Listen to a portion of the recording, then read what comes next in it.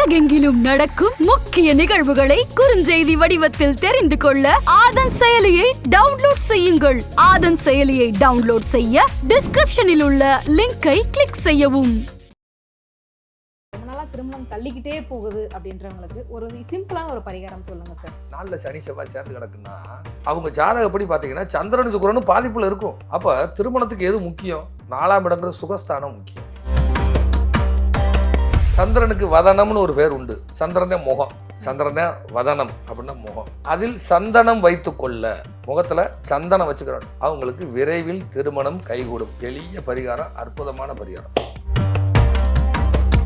துளசி வாங்கி அந்த துளசி அந்த காம்பை விட்டுட்டு அந்த இலைகளை பூரா பறித்து தண்ணீரில் ஊற வச்சுட்டு படுத்துடணும். அந்த தண்ணியில் முகம் கழுவணும். அந்த தண்ணியை கொஞ்சம் குடிக்கணும். ஒரு பொலிட்டீஷியனாக மாறணும் அப்படின்னா அந்த சடாரியை வாங்கி வீட்டில் வச்சுக்கணும். பெருமாள் பாதத்தில் வச்சுட்டு ஒரு 48 நாள் அந்த சடாரிக்கு பூஜை பண்ணி அதை கொண்டு வந்து நம்ம வீட்டில் வச்சுக்கலாம். வசதி இல்லாதவங்க டெய்லி சடாரி வாங்கி தலையில் வச்சுக்கலாம். வீட்டு வாசலில் செருப்பை கழட்டி போடக்கூடாது. வாசலில் கழட்டியே போடக்கூடாது. வீட்டு வாசல்ங்கிறது உங்களுக்கு வந்து குருவோட மூளை. அது மரஜாமம் வந்துருச்சுன்னா குரு உள்ளே வந்துட்டார்னு அர்த்தம். குருவும் சூரியனும் உள்ளே வந்துட்டாங்கன்னு அர்த்தம். சூரியன் மரம்மா, அதை பர்னிச்சராக செஞ்சால் குருமா. ஆதன் ஆன்மீக நேயர்களுக்கு வணக்கம். நம்ம ஆன்மீகம் சேனல்ல ஆன்மீகம் தொடர்பான நிறைய விஷயங்களை பார்த்துக்கிட்டும் தெரிஞ்சுக்கிட்டும் வரோம். அதன் மூலமா நமக்கு நிறைய தீர்வுகளும் தெளிவுகளும் கிடைச்சிருக்கு. அந்த வகையில இன்னைக்கு நம்ம கூட இணைஞ்சிருக்கிறாங்க கோவையை சேர்ந்த பண்டிட் விஜய் அவர்கள். வாருங்கள் பேசுவோம். வணக்கம் சார். வணக்கம்மா. வணக்கம். வாழ்க வளமுடன், வாழ்க வளமுடன், வாழ்க வையகம். சொல்லுங்கம்மா சார். இப்போ இருக்கிற இந்த 80s 90s கிட்ஸுக்கெல்லாம் பார்த்தீங்கன்னா இன்னும் திருமணமே நடக்கலை அப்படின்னு சொல்லிட்டு ஒரு மிகப்பெரிய குறை இருந்துக்கிட்டே தான் இருக்குது. ஸோ சீக்கிரமாக திருமணம் நடக்கணும், ரொம்ப நாளாக திருமணம் தள்ளிக்கிட்டே போகுது அப்படின்றவங்களுக்கு ஒரு சிம்பிளான ஒரு பரிகாரம் சொல்லுங்கள் சார். அது என்னமா 80s 90s 2K கிட்ஸு கூட கல்யாணம் முடிக்கிறதுமா சீக்கிரம்? அப்படிலாம் இல்லை. எல்லாருக்கும் கல்யாணம் ஆகணுங்கிறது ஒரு கனவு. திருமணத்துக்கு வந்து எத்தனையோ பரிகாரம் இருக்குது. பொதுவாக 4ஆம் இடம்ங்கிறது சுகஸ்தானம். அதுக்கெல்லாம் முன்னாடி என்னை தொடர்பு கொள்ள நினைக்கக்கூடிய அன்பர்கள் காலை 10 மணியிலிருந்து மதியம் 1 மணி வரை மட்டுமே எங்களை தொடர்பு கொள்ள முடியும். முதல்ல மற்ற நேரங்களில் கூப்பிட்டிங்கன்னா சுவிட்ச் ஆஃப் தான் இருக்கும். ஏற்கனவே பார்த்த அன்பர்கள் உங்களுக்குன்னு சில வாட்ஸ்அப் நம்பர் கொடுத்துருப்போம். அந்த நம்பரில் எங்களை தொடர்பு கொள்ளுங்கள். நாட் ரீச்சபிள், அவரை தொடர்பு கொள்ள முடியலை அப்படிங்கிறதெல்லாம் கீழே ஏற்கனவே ஸ்க்ரோலிங் நாங்கள் போட்டு அது ஓடிக்கிட்டே இருக்கும். எப்போயுமே எல்லா வீடியோலையும் எங்களை தொடர்பு கொள்ளக்கூடிய நேரம்னு யார் அந்த ஸ்க்ரோலிங் யாருமே பார்க்குறதில்ல. இனி எங்கேயாவது சந்திப்பாங்க ரோட்டில் எங்கேயா போகும்போது, சார் உங்களுக்கு கண்டுபிடிக்கவே முடியல, இந்த பார்ட்டிகளில் பிடிச்சிக்கோங்கன்னு ஃபோன் நம்பர் சுவிட்ச் ஆஃப்னு வருது. அப்படி கிடையாது சார், ஏற்கனவே ஸ்க்ரோலிங் ஓடிக்கிட்டு இருக்கு, அது யாரும் பார்க்குறதில்ல அப்படின்னு நாங்கள் ஒவ்வொருடையும் சொல்லணும்னு நினச்சோம், மறந்துட்டோம். இனிமேல் எல்லா வீடியோலையும் இதை சொல்லணும். காலையில் 10 to 1 எங்களை தொடர்பு கொள்ள. ஞாயிறு 2 விடுமுறை. நேரில் கண்டிப்பாக பார்க்கவே முடியாது. அதை எல்லாருமே கேட்குறீங்க. எங்கள் ஸ்டாஃபே நொந்து போயிட்டாங்க. நேரில் சத்தியமாக பார்க்க முடியாது. ஏன்னா முன்னக்கூடியே பணம் கட்டி வெயிட்டிங்கில் இருக்காங்க. அவங்க இன்றைக்கி அப்பாயின்மெண்ட் டைமில் உங்களை யாரையும் வர சொல்ல முடியாது. நேரில் பார்க்குறத என்ன பார்க்க போகிறோமோ அதை தான் ஃபோனில் சொல்ல போகிறோம். நீங்கள் நேரில் பார்க்காமலேயே, உங்களை நேரில் சந்திக்காமலேயே உங்களுடைய கட்டம் மட்டும்தான் வச்சு பேச போகிறோம். மற்ற இடத்த பற்றி எனக்கு கவலை இல்லை. நான் வாங்கினோடனே உங்களுடைய குடும்ப உறுப்பினர்கள் பேர், எந்த பேங்க் அக்கௌண்ட்டு எல்லாம் நான் சொல்கிறேன். எல்லார்கிட்ட அதை தான் சொல்கிறேன். ஸோ அது மாதிரி தான் உங்களுக்கு சொல்ல போகிறேன். உங்களை நேரில் பார்க்காமலேயே என்னென்ன சொல்ல முடியுமோ அத்தனையும் சொல்ல போகிறேன். இது உண்மை, இது ட்ரூ. அதனால் எங்களை ஃபோன் மூலமாக மட்டும்தான் பார்க்க முடியும். எங்களை தொடர்பு கொள்ளக்கூடிய நேரம் காலை 10 to 1 மணி வரை மட்டுமே. மற்ற நேரங்களில் ஏற்கனவே பார்த்த அன்பர்கள் உங்களுக்குன்னு ஏற்கனவே வாட்ஸ்அப் நம்பர் கொடுத்துருப்பாங்க. அந்த நம்பரில் நீங்கள் தொடர்பு கொள்ளலாம். அது மாதிரி பார்த்தீங்கன்னா சண்டே 100% விடுமுறை. எங்களுக்கும் ஓய்வு, மூளைச்சோர்வு எல்லாம் இருக்குது. அதனால் இந்த நேரத்துக்கு கூப்பிடுங்க. சரி, நீங்கள் கேட்ட கேள்விக்கு வருவோம். அதாவது காலபுருஷனுக்கு 4ஆம் இடம்ங்கிறது வந்து கடக வீடு. 4ஆம் இடம் தான் சுகஸ்தானம். 4ஆம் இடம் தான் உட்கார்ற சீட்டு. 4ஆம் இடம் தான் அம்மா. 4ஆம் இடம் தான் அம்மா. 4 தான் சுகம். சுகத்துக்கான கிரகங்கள் சந்திரனும் சுக்கிரனும். ஒருத்தர் சுகமாக இருக்காங்களா அப்படின்னா சந்திரன் சுக்கிரன் தான் சுகத்துக்கான கிரகம். இப்போ உதாரணமாக ஒருத்தருடைய சுகஸ்தானத்தை பார்க்கணும் அப்படின்னு கேட்டிங்கன்னா அவங்களுடைய 4ஆம் இடத்தை பார்க்கணும். 4ஆம் இடம் அவுட் ஆகி போச்சு. 4 கூடையவரும் கெட்டுட்டாரு. இந்த சந்திரனும் சுக்கிரனும் எப்படி இருப்பாங்கன்னா அவங்களும் கெட்டுத்தான் இருப்பாங்க. சட்டியில் இருந்தால் தானே அகப்பையில் வரும் அப்படின்னு ஒரு பழமொழி இருக்குது. 4ஆம் இடத்துல பாவிகள் தொடர்பு. ஆனாலே அடுத்த ஸ்டெப்புக்கு எங்கே போகணும் அப்படின்னா 4ஆம் அதிபதி எப்படி இருக்கார், அவரும் அவுட் ஆகி தான் இருப்பார். சரி, சந்திரன் சுக்கிரன் நிலைமை என்ன? அதுவும் வீக்காக தான் இருக்கும். ஒரு உணவு அப்படியே வரும் எல்லாமே. ஒருத்தருக்கு நாளில் பாவி இருக்குது, நாளில் சனி செவ்வாய் சேர்ந்து கிடக்குன்னா அவங்க ஜாதகப்படி பார்த்தீங்கன்னா சந்திரன் சுக்கிரனும் பாதிப்பில் இருக்கும். இப்போ எனக்கு நாளில் சந்திரன் மாந்தி, நான் ரிஷபலக்கணம், 3 கூடையவர் சந்திரன் 4ஆம் இடத்துல மாந்தியோட சேர்ந்துட்டாரு. திதிசூன்ய அதிபதி விரையாதிபதி 2 கிரகம் 2 பாவி பார்க்காங்க. அங்கே எனக்கு சந்திரன் கூட மாந்தி வந்துடுதா? சுக்கிரன் சனி கூட சேர்ந்து பாதகாதி கூட சேர்ந்து செவ்வாய் கூட சேர்ந்து கேது பார்த்துருச்சா? சுகஸ்தானம் அவுட்டு, அவ்வளோதான். அப்போ திருமணத்துக்கு எது முக்கியம்? 4ஆம் இடங்கிறது சுகஸ்தானம் முக்கியம். 4ஆம் இடம் தான் சுகம். அது எல்லா விதமான சுகம். தாய்மடி, குழந்தைய கையில் தூக்குறது, பிரயாணத்தில் சுகத்தை அனுபவிக்கிறது, ட்ரிங்க்ஸ் அடிக்கிறதுல ஒருத்தருக்கு சுகம் இருக்கும், ஒருத்தருக்கு ஸ்மோக் பண்ணுறதுல சுகம் இருக்கும், ஒவ்வொருத்தருக்கும் ஒரு இன்ட்ரெஸ்ட் இருக்கும். அப்போ இந்த 4ஆம் அதிபதி நல்லா இருக்கணும். காலபுருஷனுக்கு 4 கூடவே சந்திரன். இந்த திருமணத்துக்கு பிறகு வரக்கூடிய பாவகம் 12ஆம் இடங்கிறது அயன சயன போகஸ்தானம்னு பேர். படுத்து தூங்குற இடம், சயனம்னு அதுக்கு பேர். அப்போ இந்த காலபுருஷனுக்கு 12 கூடவே யார் அப்படின்னு கேட்டிங்கன்னா அயன சயன போகஸ்தானாதிபதியான குரு. அவன் வீட்டில் யார் பலமாகிறா? சுக்கிரன் பலமாகிறார். அப்போ குரு சந்திரன் இவங்க 2 பேரும் சேர்ந்தா தான் கெஜகேசரி யோகம்னு அதுக்கு பேர். கெஜ கேசரி யோகம்னு பேர். என்னுடைய நண்பரோட ஜாதகம் பார்க்கும்போது ஆன்லைனில் ஜாதகம் பார்த்துருக்காரு. என்னம்மா ஒரு யோகத்தை ஐயா நீங்கள் சொல்லலையேன்னு கேட்டிருக்காங்க. ஏம்மா அந்த குழந்தைக்கு கெஜகேசரி யோகம் இருக்குமா? அந்தம்மா கேசரி நல்லா விரும்பி சாப்பிடுவாம்மா. அந்த கேசரி இல்லை, இது கெஜகேசரி யோகம்.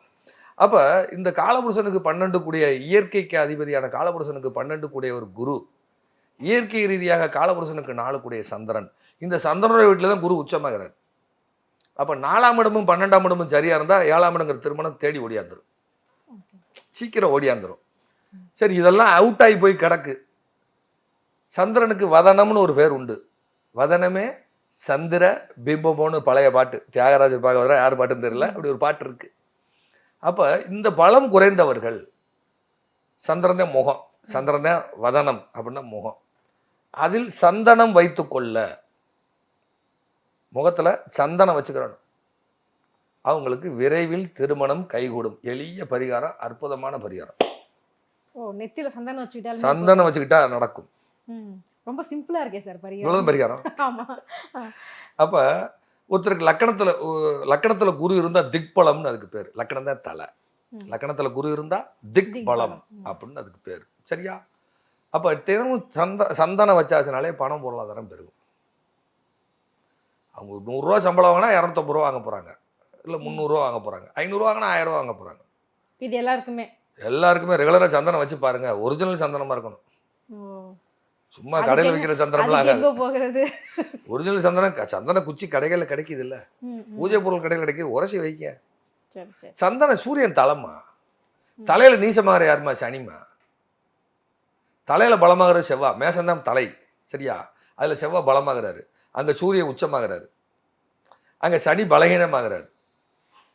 சூரியன் வந்து உங்களுக்கு உஷ்ணத்துக்கு அதிபதி, செவ்வாய் நெருப்புக்கான கிரகம், அங்கே போய் சனின்னு சொல்லக்கூடிய கிரகம் குளிர்ச்சி ஆகுது. காலபுருஷனுக்கு பாக்கியாதிபதி அங்கிருந்து தன் வீட்டை தானே பார்த்து பலம் பொருந்தக்கூடிய இடம். அதனால நெத்தியில சந்தனம் வைக்க சொல்றாங்க. தலையில குளிர்ச்சி இருக்கணும், தலையில குளிர்ச்சி இருக்கணும். மண்டை காஞ்சிரும்னு சொல்றாங்களா இல்லையா? புரியுதா இல்லையா? அப்ப சந்தனம் வைக்க வைக்க வைக்க லக்கணத்துல குரு திக்பலம், லக்கணங்கிறது தலை, தினமும் சந்தனம் வைக்க பணம் பொருளாதாரம் பெருகும். நார்மலா மூஞ்சியை பார்க்கறதுக்கு சந்தனம் வச்சு பாருங்க. எதுக்கு அந்த காலத்துல சந்தனம் தடவினாங்க? சம்பந்தம் கலக்கும்போது. சம்பந்தம் கலக்கும் எதுக்கு சந்தனம் தடவினாங்க? கையில மார்புல சந்தனம் வச்சுக்குவாங்க, பார்த்துருக்கீங்களா பெரியவங்க? எனக்கு தெரிஞ்சு சாண்டோ சின்னப்பத்தவரையா உடம்பு முழுக்க சந்தனம் பூச்சிருப்பார் அப்படின்னு மீடியாவில் பேட்டி கொடுக்கும்போது சொல்கிறாங்க. உடம்பு முழுக்க சந்தனம் தடவி இருப்பாருன்னு சொல்லுவாங்க. நீங்கள் சந்தனம் தடவினாங்களுக்கு பூரா பாருங்கள் பெரிய ஆளாக இருப்பாங்க. சந்தனம் யூஸ் பண்ண குரு திக்பலம் ஆகிட்டே இருக்கும். குரு திக்பலம் ஆகிட்டே இருக்கும். 4 மார்பு அங்கே சந்தனம் தேய்ச்சிக்குவாங்க, குளிர்ச்சியாக இருக்கணும் அப்படிங்கிறதுக்காக. எது கோயிலெல்லாம் கேரளாவில் சந்தனம் தர்றாங்க? இதுக்கு பேர் ஆக்னேய சக்கரம்னு இதுக்கு பேர். ஆக்னேய சக்கரம்னு பேர். சரியா? அப்போ இதுக்கு பேர் துரியம்னு பேர். இதுக்கு பேர் துவாதசாந்தம். இப்படி ஒவ்வொன்றா போகும், சக்கடி மேலே ஸ்டெப் பை ஸ்டெப்பாக போய் சக்திகளம் சிவகலம்னு போய் முடியும். அது வேதாத்திரி மகர்ஷி பயிற்சி எடுத்தவங்களுக்கு தெரியும். துரிய தவம்னு இதுக்கு பேர். இதுக்கு பேர் ஒன்று கேட்டிங்கன்னா ஆக்னேயன்னு பேர். ஸோ இங்கே சந்தனம் வைக்க வைக்க வைக்க முகமும் நம்மளுடைய பொலிவு ஏற்படும், முகமும் நல்ல வசீகரமாகும். ஒருத்தரை பார்த்தோன்னே ஒரு இன்டர்வியூ போகிறாரு, சந்தனம் வச்சு நல்லா வர்றான்னு வாங்க தம்பி சொல்லுவாங்களா இல்லையா? ஆள் நல்லா இருக்கான் உள்ளதுக்கு போடுதுன்னு சொல்லுவாங்களா இல்லையா? ஆள் சோர்ந்து போய் உட்காந்து என்ன நினைப்பாங்க?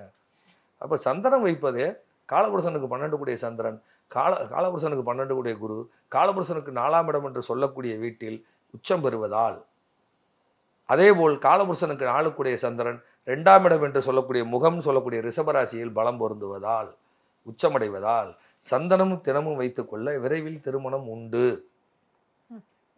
இது பலத்தை தருகிறது. சரியா? இதுதான் விஷயம். ரொம்ப சிம்பிளான எளிய பரிகாரம், யாருனாலும் பண்ணிக்கலாம் போல. கண்டிப்பாக.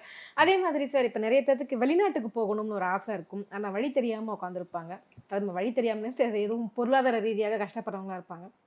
அடுத்து இந்த அரசியலில் சோபிக்கணும், நல்ல லெவலுக்கு வரணும் அப்படின்னு ஆசைப்படுறவங்க, அரசு பதவிக்காக படிக்கிறவங்க, எக்ஸாமுக்காக படிக்கிறவங்க, இவங்க எல்லாமே அந்தந்த துறையில் சிறப்பாக ஜெயிக்கணும் அப்படின்னா அவங்களுக்கு ஏதாவது எளிய பரிகாரம் இருக்கா சார்? ஒரு ஜாதகத்தில் லக்கணங்கிறது ஆரம்ப புள்ளி. அப்போ லக்கணங்கிறது ஆரம்ப புள்ளி.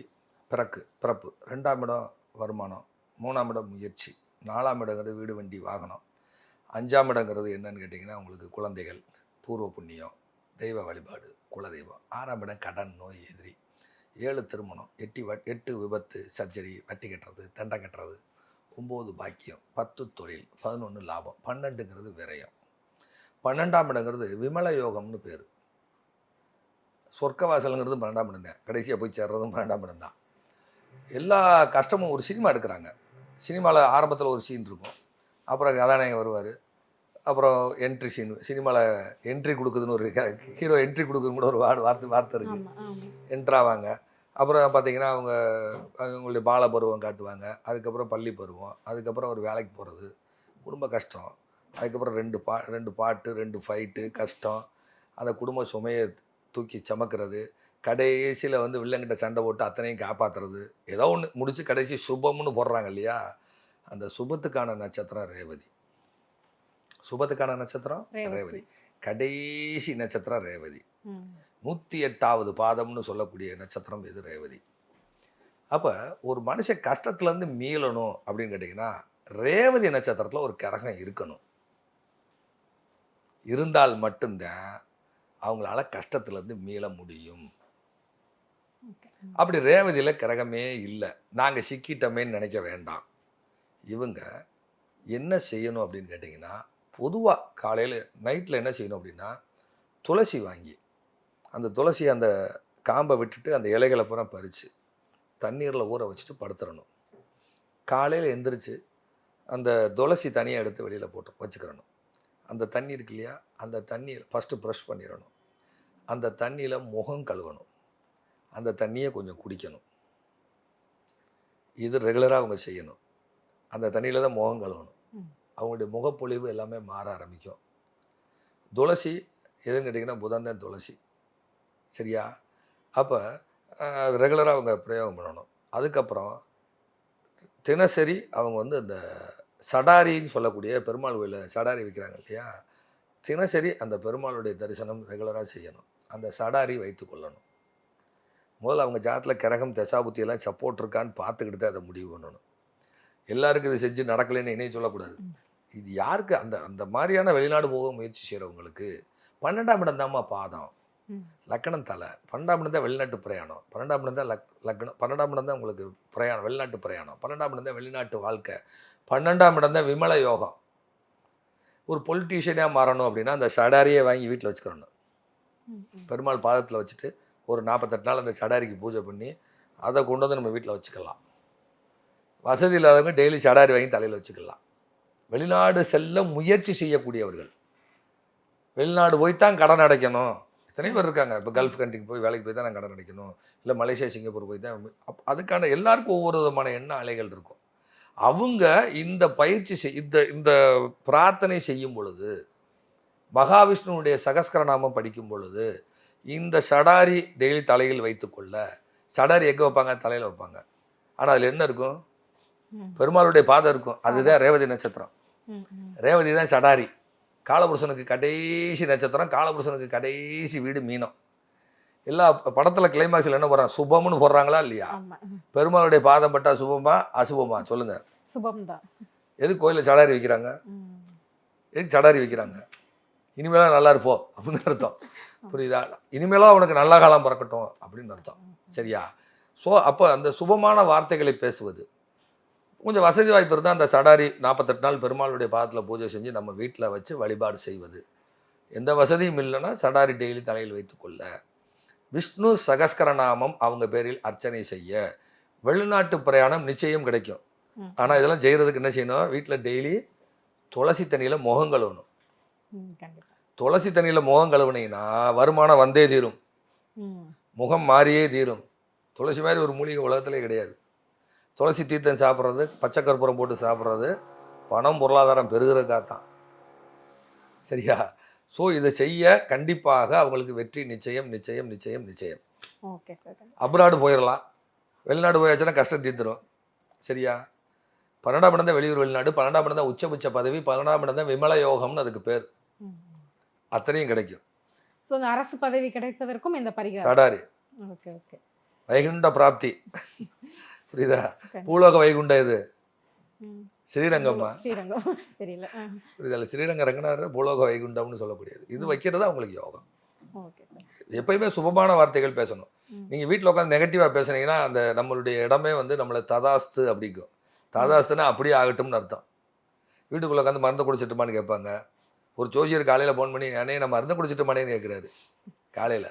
நான் இன்னைக்கு இல்லை, ஏற்கனவே நடந்து நம்ம மீடியாவிலே சொல்லியிருப்பேன். அப்படிலாம் நெகட்டிவாக பேசக்கூடாது. பாசிட்டிவ் திங்கிங்கை அவங்க வளர்த்துக்கிறணும். அது அவங்களுக்கு நல்ல ஒரு வளர்ச்சியையும் பொருளாதார முன்னேற்றத்தையும் கண்டிப்பாக தரும். துளசி தீர்த்தம் அதனால தான் டெய்லி சாப்பிட்றது. துளசி நம்ம முகம் கழுவுது. அதனால தான் கன்னிமொழியில் வீட்டில் வந்து கன்னி மாடம், துளசி மாடம்னு சொல்லி வச்சுருப்பாங்க. அந்த காலத்துலலாம் வச்சுருந்தாங்க. இப்போல்லாம் வச்சுருக்கு குறைஞ்சிருச்சு. இப்போ கொஞ்சம் கொஞ்சம் அதெல்லாம் மீடியாலாம் பார்த்துட்டு எல்லோரும் வைக்கிறாங்க. அதுபோல் வீட்டு வாசலில் செருப்பை கழட்டி போடக்கூடாது, வாசலில் கழட்டியே போடக்கூடாது. வீட்டு வாசல்ங்கிறது உங்களுக்கு வந்து குருவோட மூளை. அது அந்த குரு வந்து வீட்டில் எதுக்கு மரச்சாம அதிகமாக வச்சுருந்தாங்க? இப்போ எல்லா வீட்லேயும் இந்த மாதிரி சோஃபா பிளாஸ்டிக் சேர் அதிகமாகி போச்சு. மரச்சாம வந்துருச்சுன்னா குரு உள்ளே வந்துட்டார்னு அர்த்தம். குருவும் சூரியனும் உள்ளே வந்துட்டாங்கன்னு அர்த்தம். சூரியன் மரம்மா, அதை பர்னிச்சராக செஞ்சால் குருமா. குரு சூரியன் தான் மரம். மரச்சாம எந்த வீட்டுக்குள்ளே சேருதோ அங்கெல்லாம் ஃபினான்ஸ் நல்லா இருக்கும்னு அர்த்தம். ரோஸ் வுட் மரம் யார் வீட்டில் இருக்கோ அவங்கெல்லாம் ஃபினான்ஸ் நல்லா இருக்குன்னு அர்த்தம். மரச்சாம வீட்டில் வர வர வர கஷ்டம் தீருன்னு அர்த்தம். பூரா இரும்பு சேராக உள்ளே வச்சுட்டிங்கன்னா சனி உள்ளே வந்துட்டாருன்னு அர்த்தம். ராகு பிளாஸ்டிக்கு, பாம்பை வீட்டுக்குள்ளே வந்துட்டீங்கன்னு அர்த்தம். நிறைய வீட்டில் பிளாஸ்டிக் தான் யூஸ் பண்ணி அதுதானே இருக்குது. இந்த டேபிள் மேட் இது இரும்பு தானே? அது இது இரும்பு தானே? அது அப்போ சனியோட ஆதிக்கம் அதிகமாகிடுச்சுன்னு அர்த்தம். வீட்டில் குருவோட ஆதிக்கம் அதிகமான மரம் ரேட்டு கூட, கொஞ்சமாவது மரச்சாமனா வச்சுக்கணும். அதுக்காக சந்தன குச்சியாக வச்சுக்கோங்க, உரைச்சி டெய்லி போட்டு வச்சுக்கோங்கன்னு சொல்கிறது. எந்த பொருள் வீட்டில் இருக்கலாம், எந்த பொருள் வீட்டில் வைக்கக்கூடாதுலாம் லாஜிக் இருக்குது. நான் வந்து பேசினதுக்கப்புறம் எல்லாம் யூடியூப்பில் காப்பி அடித்து அடிக்கிறது. வீட்டில் இயங்காத பொருட்கள் இருக்க வேண்டாம்னு நான் சொல்லி 3 வருஷம் ஆச்சு. ஆதனில் இயங்காத பொருட்கள் இருந்தால் கடுமையாக பாதிப்பு வரும். அதுக்கு நான் டெஃபனேஷன் கொடுத்து நான் சொல்லியிருக்கேன். அது நான் கண்டுபிடிச்சதில்லை, என் குருநாதர் கண்டுபிடிச்சது. ஏன்னா ஒரு ஆள் பேசுகிற எடுத்துக்கொண்டே அப்படியே பேசுறது. கஷ்டம் தீரணும் அப்படின்னா ரேவதியில் ஒரு கரகம் இருக்கணும். அப்படி இல்லைன்னா ரேவதி நட்சத்திரத்தை நாம் இயக்க வேண்டும். ரேவதி நட்சத்திரம் சடாரி, பெருமாளுடைய பாதம் ரேவதி. ஸோ அதை இயக்கம் செய்ய பெருமாளுடைய பாதம் பிடித்ததுக்கான விஷயம் நமக்கு கிடைக்கும். ஆனால் சில பேர் சடாரி எல்லாம் வீட்டில் வைக்கக்கூடாதுன்னு சொல்லுவாங்க. பரவாயில்ல, வீட்டில் தனி பூஜை அறையாக வச்சுருப்பாங்கல்ல. நான் சொல்கிறது வசதியான ஆளுகளுக்கு. ஏழைகளுக்கு ஏதாவது பரிகாரம் இருக்குங்களா? ஏழைகளுக்கு தான் டெய்லி போய் சடாரி வச்சுக்கோங்கன்னு சொல்கிறோம்ல, சந்தனம் வச்சுக்கோங்கன்னே சொல்கிறோம்ல. சந்தனம் எல்லாத்துக்குமானது.